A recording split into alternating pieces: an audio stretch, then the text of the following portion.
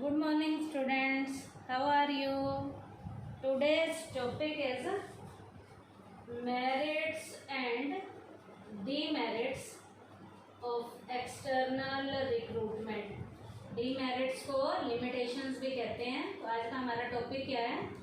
Merits and demerits of external recruitment sources. बेटा external recruitment sources आपको पता है कौन सा सोर्स होता है? जब ऑर्गेनाइजेशन में लोगों की रिक्रूटमेंट ऑर्गेनाइजेशन के अंदर से ना कर बाहर से की जाती है तो उस रिक्रूटमेंट को कौन सी रिक्रूटमेंट कहते हैं? External recruitment sources. अब बेटा इस एक्सटर्नल रिक्रूटमेंट सोर्सेज के मेरिट्स क्या हैं, इसके पॉजिटिव एस्पेक्ट क्या हैं? इसमें सबसे पहला पॉइंट है आपका क्वालिफाइड पर्सनल. सबसे पहला पॉइंट क्या है? Positive qualified personal. The external source of recruitment gives an opportunity to the qualified people from outside the organisation to enter it. बेटा एक्सटर्नल सोर्स ऑफ रिक्रूटमेंट जो है ऑर्गेनाइजेशन को बाहर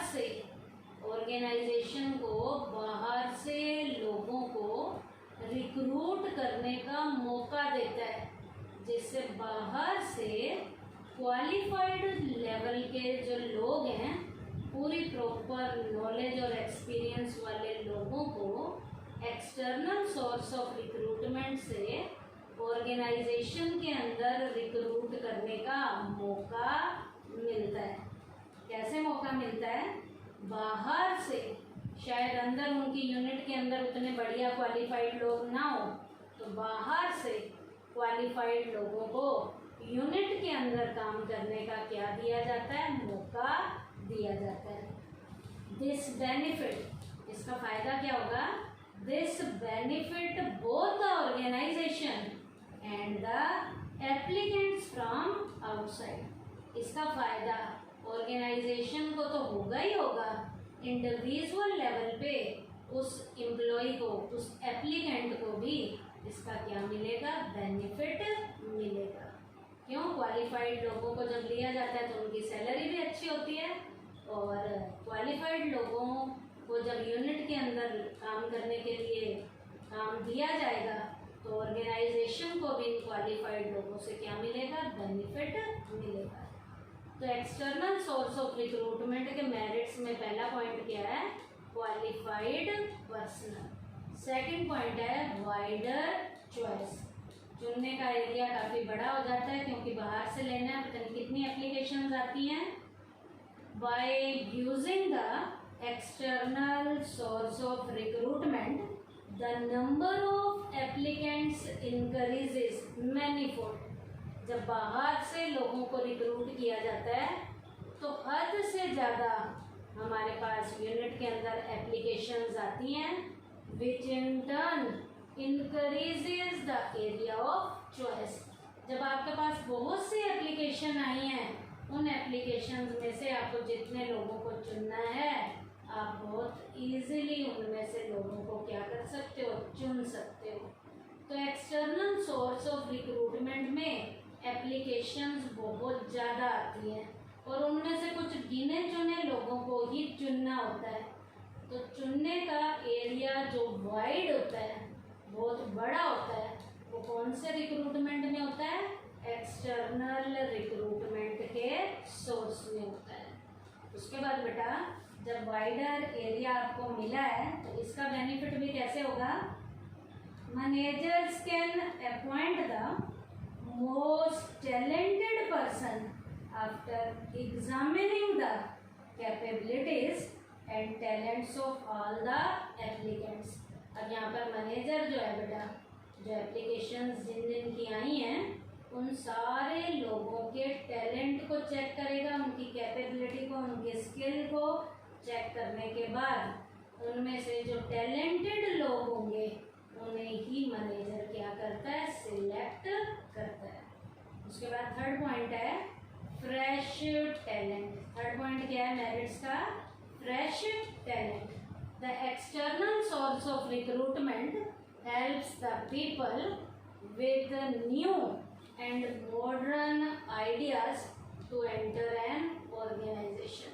External source of recruitment से जो employ unit के अंदर आते हैं वो बेटा अपने नए और मॉडर्न आइडियाज़ के साथ, क्योंकि वो ताज़े पढ़े हुए होते हैं, यंग टैलेंटेड लोग होते हैं, तो अपने न्यू और मॉडर्न आइडियाज़ के साथ यूनिट के अंदर एंट्री लेते हैं, विच सर्टेनली हेल्प्स द ऑर्गेनाइजेशन।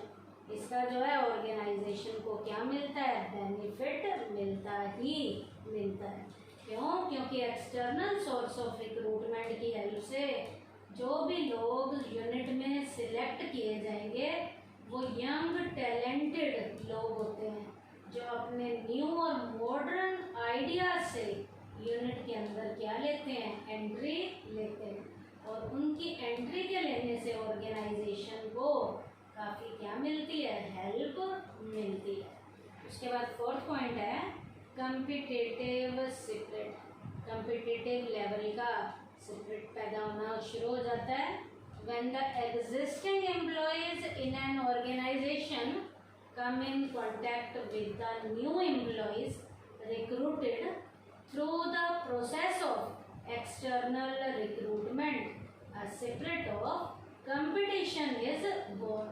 जब नए एम्प्लॉय के साथ यूनिट के पहले से जो एम्प्लॉय हैं वो जब नए एम्प्लॉय के साथ काम करेंगे तो उन दोनों के मन में कंपटीशन की जो फीलिंग है वो पैदा होनी शुरू हो जाती है। कंपटीशन की फीलिंग कब पैदा होती है, जब नए के साथ पुराना काम करता है और पुराने के साथ नया काम करता है। Consequently their work performance is improve. इस तरीके से उनकी काम की परफॉर्मेंस इम्प्रूव होनी शुरू हो जाती है। उसके बाद है less chances of favouritism. Less chances of favouritism. External recruitment brings in new faces and all the applicants happen to be new for the managers। External source के रिक्रूटमेंट से यूनिट के अंदर सारे के सारे नए फेसेस देखने को मिलते हैं, और वो नए फेसेस जो हैं वो सारे के सारे नए लोग मैनेजर के लिए नए होते हैं। उन नए लोगों को मैनेजर के आगे अपने आप को प्रूव करना पड़ता है। This eliminates any possibility of favouritism. इस तरीके से मैनेजर का कोई भी यहाँ पर चहेता नहीं होता। मैनेजर का चहेता बनने के लिए उन्हें पहले मैनेजर के आगे अपने आप को क्या करना पड़ता है, प्रूव करना पड़ता है, क्योंकि ये एक्सटर्नल सोर्स ऑफ रिक्रूटमेंट में नए के नए लोग यूनिट के अंदर आते हैं, और वो सारे के सारे लोग मैनेजर के लिए कैसे होते हैं, नए होते हैं। मैनेजर का कोई भी फेवरेट नहीं होता। तो ये भी इसका पॉजिटिव एस्पेक्ट है, क्या, लेस चांसेस ऑफ फेवरेटिज्म। तो ये तो एक्सटर्नल सोर्स ऑफ रिक्रूटमेंट के मेरिट्स के पॉइंट थे। क्या क्या, qualified personal, wider choice, fresh talent, competitive spirit, less chances of favouritism. अब बेटा एक्सटर्नल सोर्स ऑफ रिक्रूटमेंट की डीमेरिट्स क्या हैं या लिमिटेशन क्या क्या है। इसमें पहला पॉइंट है डिससेटिस्फैक्शन अमंग एग्जिस्टिंग स्टाफ। बेटा यदि लोगों को बाहर से रिक्रूट करेंगे तो यूनिट के अंदर जो आपका एट प्रेजेंट स्टाफ है, एग्जिस्टिंग लेवल का स्टाफ है, वो नाराज होना शुरू हो जाता है, क्योंकि पुराने लोगों को आगे की तरफ बढ़ने के, प्रमोशन के जो चांसेस हैं वो मिलने क्या हो जाते हैं, बंद हो जाते हैं। तो ये पॉइंट क्या है, dissatisfaction among existing staff. When the external system of recruitment is adopted, it puts an end to the chances of promotion of the existing staff। जब बेटा यूनिट के अंदर बाहर से लोगों को रिक्रूट किया जाता है तो यूनिट के अंदर पहले से जो शामिल लोग हैं उनको प्रमोशन का चांस मिलना क्या हो जाता है, बंद हो जाता है। जब उनको प्रमोशन का चांस मिलना बंद हो गया तो उनके ऊपर इफेक्ट इसका आएगा, this naturally affect there moral, उनके मनोबल पर भी इसका नेगेटिव इम्पैक्ट आएगा। And they do not work with complete dedication. अब एम्प्लॉय अपनी पूरी स्वामी भक्ति से, डेडिकेशन से काम करना क्या कर देंगे, बंद कर देंगे, क्योंकि उन्हें पता है कि हम कितना भी अच्छा काम क्यों ना करें हमें तो प्रमोशन दिया ही नहीं जाएगा, क्योंकि रिक्रूट कहाँ से किए जाएंगे, एक्सटर्नल सोर्स से किए जाएंगे। तो इस एक्सटर्नल सोर्स के रिक्रूटमेंट से जो यूनिट के अंदर जो एग्जिस्टिंग एम्प्लॉय हैं वो अपनी यूनिट से, अपनी ऑर्गेनाइजेशन से नाराज होना शुरू हो जाते हैं और उनको पता है कि प्रमोशन हमारा नहीं होगा। तो प्रमोशन का जब कोई भी चांस एम्प्लॉय के लिए नहीं होता तो उनका काम करने के प्रति जो मोरल लेवल है वो गिरना शुरू हो जाता है, उनका मोरल लेवल गिरना शुरू हो जाता है और उनके अंदर जो काम को करने की जो कंप्लीट डेडिकेशन की फीलिंग है वो भी धीरे धीरे से घटनी शुरू हो जाती है। सेकंड पॉइंट है लेंथी प्रोसेस। सेकंड पॉइंट क्या है, lengthy process. The external source of recruitment is a lengthy process. कैसे लेंथी प्रोसेस है, involving advertisement for the post. Lengthy process इसलिए है क्योंकि पोस्ट के लिए एडवर्टाइजमेंट करनी पड़ती है। वेट फॉर एप्लीकेशंस, अब पहले ऐड देंगे फिर एप्लीकेशंस आएंगे, एप्लीकेशन का वेट करना पड़ेगा, एक्सेट्रा में और बहुत से काम कर सकते हैं। सिलेक्शन करना है, सिलेक्शन के बाद फिर और भी बहुत से काम होंगे which consumes a lot of time. इन सारे कामों को करने में बहुत सा टाइम हमारा वेस्ट हो जाता है। Since it is a lengthy process, sometime it is not considered appropriate. और इतना लेंथी प्रोसेस करने के बाद भी कई बार हमें ऐसा फील होता है कि इतने लंबे प्रोसेस को अप्लाई करने के बाद भी हमें एलिजिबल लेवल का जो कैंडिडेट है वो नहीं मिल पाया। तो एक्सटर्नल सोर्स ऑफ रिक्रूटमेंट के डीमेरिट में ये पॉइंट क्या है, लेंथी प्रोसेस। थर्ड पॉइंट है कॉस्टली प्रोसेस।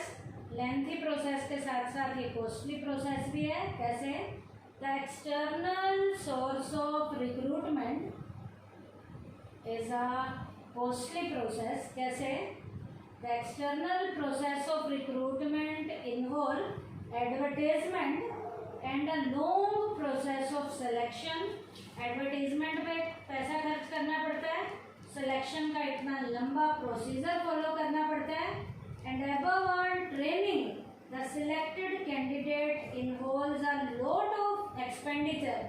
कई बार तो सिलेक्टेड किए गए कैंडिडेट को ट्रेनिंग पे भी मोटा खर्चा करना पड़ता है। Therefore it is a costly process. इसी कारण ये कैसा प्रोसेस है, कॉस्टली प्रोसेस है। उसके बाद नेक्स्ट पॉइंट है चांसेस ऑफ रॉन्ग सिलेक्शन। इतना लंबा प्रोसेस और इतना लेंथी प्रोसेस और इतना कॉस्टली प्रोसेस फॉलो करने के बाद भी कई बार हमें कैंडिडेट कैसे मिलते हैं, एलिजिबल लेवल के कैंडिडेट नहीं मिलते। Since there is no complete information available about the external candidates, there is always a possibility of wrong selection। कई बार बेटा क्या होता है, एक्सटर्नल सोर्स से एम्प्लॉय जो है वो सही लेवल की इंफॉर्मेशन भी नहीं देते और हम उसी इंफॉर्मेशन को जो वो देते हैं उसे सही मानकर उन कैंडिडेट्स को हम क्या कर लेते हैं, सिलेक्ट कर लेते हैं। Even if there is a single wrong selection, it can cost the organisation very heavily. यदि एक व्यक्ति भी गलत सिलेक्ट कर लिया गया, उस एक व्यक्ति की गलती का जो हर्जाना है वो सारी की सारी यूनिट को क्या करना पड़ता है, भुगतना पड़ता है। तो ये पॉइंट क्या था, चांसेस ऑफ रॉन्ग सिलेक्शन। क्या, there is no complete information available about the external candidates, there is always a possibility of wrong selection. यदि कहीं भी इंफॉर्मेशन हमारे पास गलत आ गई है कैंडिडेट की, और उस इंफॉर्मेशन को हम सही मानकर जब कैंडिडेट को सिलेक्ट कर लेते हैं, इस तरीके से गलत कैंडिडेट को सिलेक्ट करने के चांसेस बढ़ जाते हैं। Even if there is a single wrong selection, it can cost the organisation very heavily. एक बार यदि गलत कैंडिडेट सिलेक्ट कर लिया, उस कैंडिडेट की गलती के कारण हर्जाना जो है, उसका जो कंपनसेशन है, वो सारी की सारी यूनिट को क्या करना पड़ता है, भुगतना पड़ता है। उसके बाद नेक्स्ट पॉइंट है increase in labour turnover. Increase in labour turnover. External source से एम्प्लॉई जब काम करता है तो वो कई बार बढ़िया काम भी नहीं करता, उसकी गलतियों के कारण यूनिट की जो रेपुटेशन है उसके ऊपर नेगेटिव इम्पैक्ट आता है। कैसे, when the employees are convinced that they will not be in a position to get any promotion in future, they leave the organization at the first available opportunity। जब employ को लगता है ना कि मेरा तो यहाँ प्रमोशन होने ही नहीं वाला है, तो उस एम्प्लॉय को जब भी यूनिट को छोड़ने का मौका मिलता है, तो वो पहला मौका जैसे ही मिला वो यूनिट को छोड़कर भाग जाता है। Consequently, the rate of labor turnover increases। इसके कारण जो है उसकी लेबर टर्नओवर रेट इंक्रीज होनी शुरू हो जाती है। This seriously affect the reputation of the organization। इसका जो है यूनिट की रेपुटेशन पे नेगेटिव लेवल का, सीरियस लेवल का इफेक्ट आता है। This does not encourage good talented people to feel attracted to the organization। जब यूनिट को छोड़कर लोग जाना शुरू कर देते हैं, तो नए टैलेंटेड लोग यूनिट की ओर अट्रैक्ट होना बंद कर देते हैं। तो इस तरीके से यूनिट के अंदर एम्प्लॉय की जो लेबर टर्नओवर रेट है वो इंक्रीज होनी शुरू हो जाती है। तो ये पॉइंट क्या था, इंक्रीज इन लेबर टर्नओवर। तो ये आज टॉपिक हमने क्या किया बेटा, मेरिट्स एंड डीमेरिट्स किए हैं। कौन से सोर्स के, एक्सटर्नल रिक्रूटमेंट सोर्स के। मेरिट्स के पॉइंट क्या क्या है फिर से सुन लीजिए, qualified personal, wider choice, fresh talent, competitive spirit, less chances of favoritism। demerits के पॉइंट क्या क्या हैं, dissatisfaction among existing staff, उसके बाद second lengthy process, third costly process, fourth chances of wrong selection, और last increase in labour turnover. Thank you बेटा।